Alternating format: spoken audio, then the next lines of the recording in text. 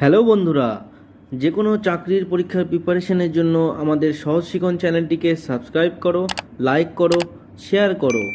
বন্ধুরা, আজ আমরা যে ক্লাসটি নিয়ে এসেছি সেটি হলো ভারতের পঞ্চবার্ষিকী পরিকল্পনা। তাহলে চলো শুরু করা যাক। তো বন্ধুরা, এই পঞ্চবার্ষিকী পরিকল্পনাটা কি সেটা আগে দেখে নাও। 1938 সালে তৎকালীন জাতীয় কংগ্রেসের সভাপতি সুভাষচন্দ্র বসুর উদ্যোগে জওহরলাল নেহরুর নেতৃত্বে ফার্স্ট ন্যাশনাল প্ল্যানিং কমিটি গঠিত হয়। এই ন্যাশনাল প্ল্যানিং কমিটির রিপোর্ট অনুযায়ী 1950 সালে যোজনা কমিশন প্রতিষ্ঠিত হয়। এই যোজনা কমিশনের প্রধান কাজ হলো এই ভারতের পঞ্চবার্ষিকী পরিকল্পনাকে তৈরি করা, মানে ভারতের 5 ইয়ার্স প্ল্যানিং, 5 ইয়ার্সের মধ্যে কিভাবে ভারতবর্ষকে ডেভেলপমেন্ট করা যায় তার বিভিন্ন ধরনের পরিকল্পনা। তো এখান থেকে দুটো কোশ্চিন হতে পারে। ফার্স্ট কোশ্চিন, যোজনা কমিশনের প্রধান কাজ কি? তাহলে এর অ্যান্সার হবে যোজনা কমিশনের প্রধান কাজ হচ্ছে পঞ্চবার্ষিকী পরিকল্পনা করা। নেক্সট, যোজনা কমিশনের সভাপতিত্ব কে করেন? এর অ্যান্সার হবে যোজনা কমিশনের সভাপতিত্ব করেন প্রধানমন্ত্রী। তো ভারতের প্রথম যোজনা কমিশনের সভাপতি কে ছিলেন? এর অ্যান্সার হবে জওহরলাল নেহরু। তাহলে চলো আমরা প্রথম পঞ্চবার্ষিকী পরিকল্পনা স্টার্ট করি। তো প্রথম পঞ্চবার্ষিকী পরিকল্পনা হয়েছিল 1951 থেকে 1956 সাল অবধি। তো এর যে মডেল ছিল, এর মডেলের নাম হয়েছিল হ্যারাড ডোমার। খুব important question, Harrod Domar model কোন পঞ্চবার্ষিকী পরিকল্পনায় ফলো করা হয়? তাহলে এর অ্যান্সার হবে প্রথম পঞ্চবার্ষিকী পরিকল্পনায়। তো প্রথম পঞ্চবার্ষিকী পরিকল্পনার প্রধান লক্ষ্য কি ছিল? কৃষিকাজ। কৃষিক্ষেত্রে এই পরিকল্পনার দ্বারা কৃষিক্ষেত্রের উপর প্রাধান্য দেওয়া হয়েছিল এবং এটি ছিল সফল ভারতের পঞ্চবার্ষিকী পরিকল্পনা। এর লক্ষ্য ছিল 2.1%, যদিও এর বৃদ্ধির হার ছিল 3.6%। এবং এই পঞ্চবার্ষিকী পরিকল্পনার ফলে ভারতের জাতীয় আয় 11% থেকে বেড়ে 18% হয়েছে এবং মাথাপিছু আয় 11% করে বৃদ্ধি পায়। প্রথম পঞ্চবার্ষিকী পরিকল্পনার সময় ভারতের প্রধানমন্ত্রী ছিলেন জওহরলাল নেহরু। ঠিক আছে, নেক্সট আমরা দেখে নেব দ্বিতীয় পঞ্চবার্ষিকী পরিকল্পনা। দ্বিতীয় পঞ্চবার্ষিকী পরিকল্পনার সময় ছিল 1956 থেকে 1961 সাল অবধি। আচ্ছা, তোমাদেরকে আরেকটা কথা বলে নেই, যোজনা কমিশন 2015 সালের 1 জানুয়ারি যোজনা কমিশন ভেঙে নীতি আয়োগ চালু হয়। নীতি আয়োগ সর্বপ্রথম কে চালু করেন? ভারতবর্ষের প্রধানমন্ত্রী নরেন্দ্র দামোদর দাস মোদী। ঠিক আছে, এটাও খুব ইম্পর্টেন্ট। নীতি আয়োগ কবে প্রথম চালু হয় এবং নীতি আয়োগ কোন কমিটি ভেঙে চালু হয়? যোজনা কমিশন ভেঙে নীতি আয়োগ চালু হয় 2015 সালে 1 জানুয়ারি। কে চালু করেন? ভারতবর্ষের প্রধানমন্ত্রী নরেন্দ্র মোদী। তো ঠিক আছে, এবার আমরা দেখব দ্বিতীয় পঞ্চবার্ষিকী পরিকল্পনা। তো দ্বিতীয় পঞ্চবার্ষিকী পরিকল্পনা হয়েছিল মোহালানবিশ মডেল অনুযায়ী। মোহালানবিশ মডেল অনুযায়ী, এটিও খুব ইম্পর্টেন্ট কোশ্চিন। মোহালানবিশ মডেল কোন পঞ্চবার্ষিকী পরিকল্পনায় ফলো করা হয়? তাহলে তার অ্যান্সার হবে দ্বিতীয় পঞ্চবার্ষিকী পরিকল্পনায়। ঠিক আছে, তো এই পরিকল্পনায় কি কি হয়েছিল?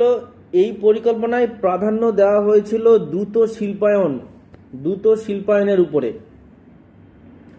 এছাড়াও এই পরিকল্পনায় যোগাযোগ ব্যবস্থা ও পরিবহনের উপরও প্রাধান্য দেওয়া হয়। এই দ্বিতীয় পঞ্চবার্ষিকী পরিকল্পনার মাধ্যমেই ভারতে প্রথম মাল্টিপারপাস প্রজেক্টগুলো চালু হয়, যেমন নাগার্জুন ড্যাম, ভাকরা নাগর ড্যাম, হীরাকুদ ড্যাম ইত্যাদি প্রজেক্টগুলো চালু হয়। এছাড়াও এই দ্বিতীয় পঞ্চবার্ষিকী পরিকল্পনার মাধ্যমে দুর্গাপুর, ভিলাই ও রাউরকেল্লায় ইস্পাত কেন্দ্র শুরু হয়। আচ্ছা, এখান থেকে আরেকটা কোশ্চেন হতে পারে, দুর্গাপুরের যে ইস্পাত কেন্দ্রটি তৈরি হয়েছিল সেটি কার সহায়তায়? তো দুর্গাপুরের ইস্পাত কেন্দ্র হয়েছিল ব্রিটেনের সহায়তায়, ব্রিটেন। আর ভিলাইয়ের যে ইস্পাত কারখানাটা সেটি হয়েছিল রাশিয়ার সহযোগিতায় এবং রাউরকেল্লার যে ইস্পাত কারখানা সেটি হয়েছিল জার্মানির সহায়তায়। নেক্সট, দ্বিতীয় পঞ্চবার্ষিকী পরিকল্পনার বৃদ্ধির হার ছিল 4%। বৃদ্ধির হার 4%। আচ্ছা, এই পরিকল্পনার মাধ্যমেই ভারতে প্রথম মিশ্র অর্থনীতি শুরু হয় এবং এই পরিকল্পনার সময়ও ভারতবর্ষের প্রধানমন্ত্রী ছিলেন জওহরলাল নেহরু। নেক্সট, তৃতীয় পঞ্চবার্ষিকী পরিকল্পনা। তো তৃতীয় পঞ্চবার্ষিকী পরিকল্পনার সাল ছিল 1961 সাল থেকে 1966 সাল অবধি। এই পরিকল্পনার প্রধান লক্ষ্য ছিল স্বনির্ভর ও স্বয়ংসম্পন্ন। এবং এই পরিকল্পনা কোন মডেলের অনুসারে তৈরি হয়? সেটা হচ্ছে গ্যাট-গিল মডেল। গ্যাট-গিল মডেল, এই কোশ্চেনটা অনেকবার এসছে।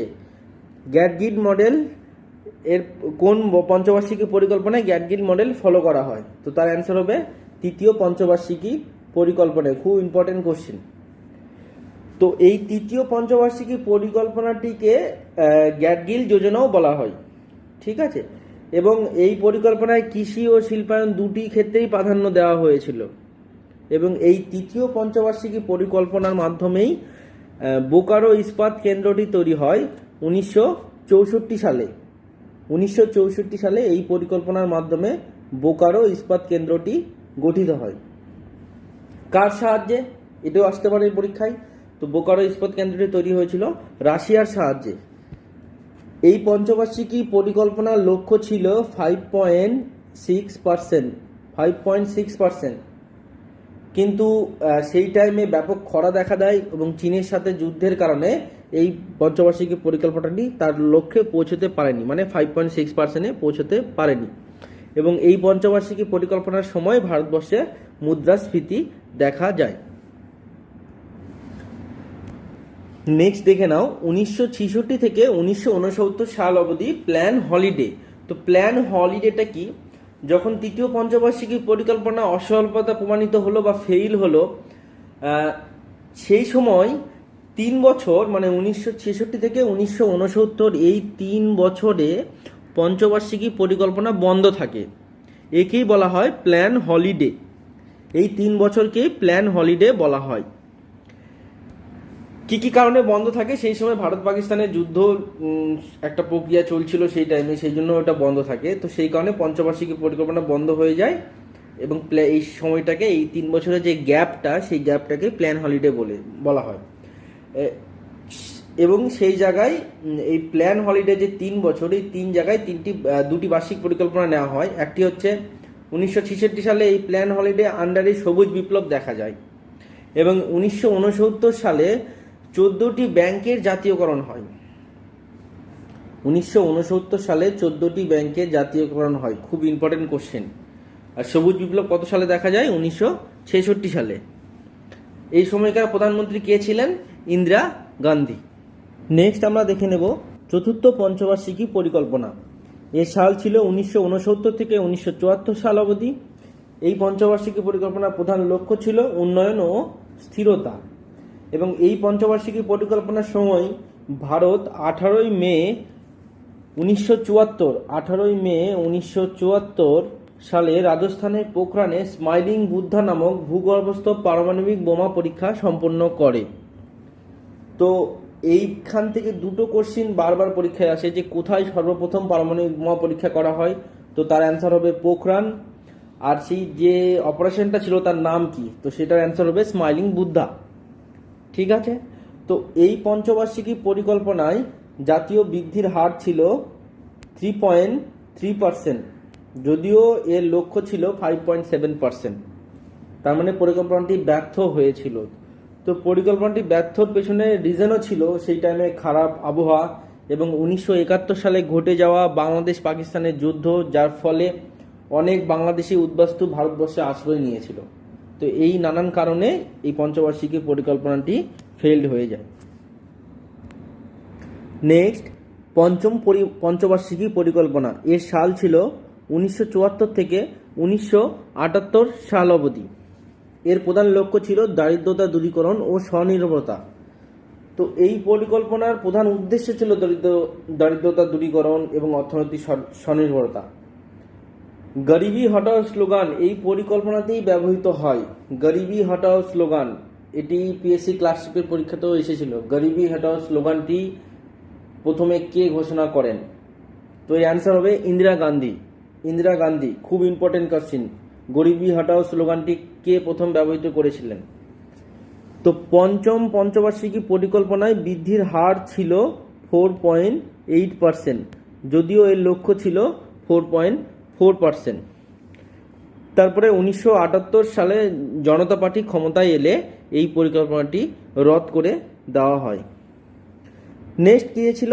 নেক্সট 1978 থেকে 1980 সাল অবধি রোলিং প্ল্যান। এই রোলিং প্ল্যানটাকে মহাত্মা গান্ধী উন্নয়ন মডেলও বলা হয়। নেক্সট কী ছিল? ষষ্ঠ পঞ্চবার্ষিকী পরিকল্পনা। তো ষষ্ঠ পঞ্চবার্ষিকী পরিকল্পনার সাল 1980 থেকে 1985 সাল অবধি। এরও প্রধান লক্ষ্য ছিল এই পরিকল্পনাও দারিদ্র দূরীকরণের উপর জোর দেওয়া হয় সব থেকে বেশি, এবং গরিবদের জীবনযাত্রার মান কি করে উন্নয়ন করা যায় এই ষষ্ঠ পঞ্চবার্ষিকী পরিকল্পনায় তা ব্যবহৃত হয়। নেক্সট সপ্তম পঞ্চবার্ষিকী পরিকল্পনা। তো সপ্তম পঞ্চবার্ষিকী পরিকল্পনার সাল ছিল 1985 থেকে 1990 সাল অবধি। এর প্রধান লক্ষ্য ছিল উন্নয়ন, আধুনিকরণ, স্বনির্ভরতা, সামাজিক ন্যায় এর উপরে। ঠিক আছে, তো সপ্তম পঞ্চবার্ষিকী পরিকল্পনায় প্রথমবারের জন্য প্রাইভেট সেক্টর পাবলিক সেক্টরের উপর প্রাধান্য পেয়েছিল, এবং এই পঞ্চবার্ষিকী পরিকল্পনায় প্রথমবার জনসংখ্যা বৃদ্ধির হার নিয়ন্ত্রণের কথা ভাবা হয়। এই পঞ্চবার্ষিকী পরিকল্পনার বৃদ্ধির হার ছিল 6% এবং এর লক্ষ্য ছিল 5%।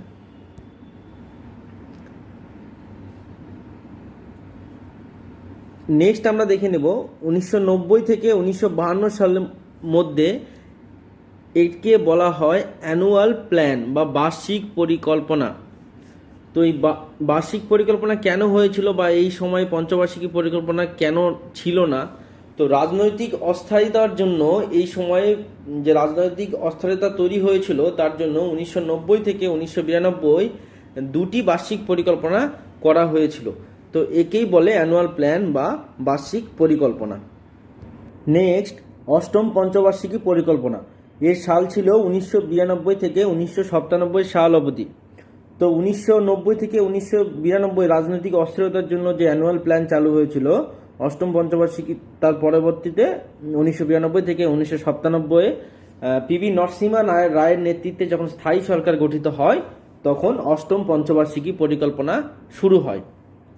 তো এই অষ্টম পঞ্চবার্ষিকী পরিকল্পনা কার মডেল অনুসারে হয়েছিল? জন ডব্লিউ মিলারের মডেল অনুসারে এই অষ্টম পঞ্চবার্ষিকী পরিকল্পনা হয়েছিল। কিসের উপর প্রাধান্য দেওয়া হয়েছিল? মানব সম্পদ উন্নয়ন এবং কর্মসংস্থান, শিক্ষার হার বৃদ্ধির উপরে প্রাধান্য দেওয়া হয়েছিল এই পঞ্চবার্ষিকী পরিকল্পনায়। এছাড়াও এই পঞ্চবার্ষিকী পরিকল্পনায় মনমোহন সিং এলপিজি মডেল শুরু করেন। LPG model. এছাড়াও প্রধানমন্ত্রী রোজগার যোজনা চালু হয় 1993-তে। প্রধানমন্ত্রী রোজগার যোজনা 1993-তে অষ্টম পঞ্চবার্ষিকী পরিকল্পনার আন্ডারে।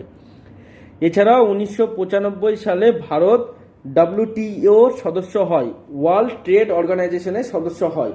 কত সালে? 1995 সালে।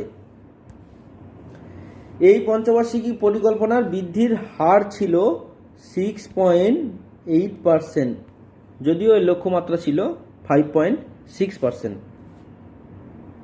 এই সময়কার প্রধানমন্ত্রী কে ছিল? পিভি নরসিমহা রাও। নেক্সট নবম পঞ্চবার্ষিকী পরিকল্পনা। এর সাল ছিল 1997 থেকে 2002 সাল অবধি। এর প্রধান লক্ষ্য ছিল সামাজিক ন্যায় ও সাম্যের সঙ্গে উন্নয়ন, কৃষি, খাদ্য ও পুষ্টি সুনিশ্চিত করা। কেসি পান্থ মডেল অনুসারে এই নবম পঞ্চবার্ষিকী পরিকল্পনাটি হয়েছিল। এই সময় প্রধানমন্ত্রী ছিলেন অটল বিহারী বাজপেয়ী। আন্তর্জাতিক মন্দার কারণে এই প্ল্যানটি অসফল হয়। বৃদ্ধির হার ছিল এই নবম পঞ্চবার্ষিকী পরিকল্পনায় বৃদ্ধির হার ছিল 5.5%, আর এর লক্ষ্য ছিল 6.5%। নেক্সট আমরা দেখে নেব দশম পঞ্চবার্ষিকী পরিকল্পনা। দশম পঞ্চবার্ষিকী পরিকল্পনার সাল ছিল 2003 থেকে 2007 সাল অবধি। এর প্রধান লক্ষ্য ছিল দারিদ্রতা দূরীকরণ, কর্মসংস্থান ও সাক্ষরতা। এর বৃদ্ধির হার ছিল 7.7% আর এর লক্ষ্য ছিল 8%। নেক্সট আমরা দেখে নেব 11তম পঞ্চবার্ষিকী পরিকল্পনা। এর সাল ছিল 2007 থেকে 2012 সাল অবধি। এর প্রধান লক্ষ্য ছিল পানীয় জল, লিঙ্গ বৈষম্য রোধ ও সর্বাঙ্গীন উন্নয়ন। এই সময়কার প্রধানমন্ত্রী ছিল মনমোহন সিং। 11তম পঞ্চবার্ষিকী পরিকল্পনার সময় প্রধানমন্ত্রী ছিল মনমোহন সিং। সরি। নেক্সট পঞ্চবার্ষিকী 12তম পঞ্চবার্ষিকী পরিকল্পনা 2012 থেকে 2017 সাল অবধি, এবং বর্তমানেও এই প্ল্যানটি চলছে। তো এর প্রধান লক্ষ্য ছিল কৃষি, শিল্প ও বাণিজ্যে উন্নতি ও বৃদ্ধি ঘটানো। তো বন্ধুরা, ক্লাসটি ভালো লাগলে অবশ্যই লাইক করুন, শেয়ার করুন, আর আমাদের সহজ শিখন চ্যানেলটিকে সাবস্ক্রাইব করুন আরও এই ধরনের ভিডিও পাওয়ার জন্য।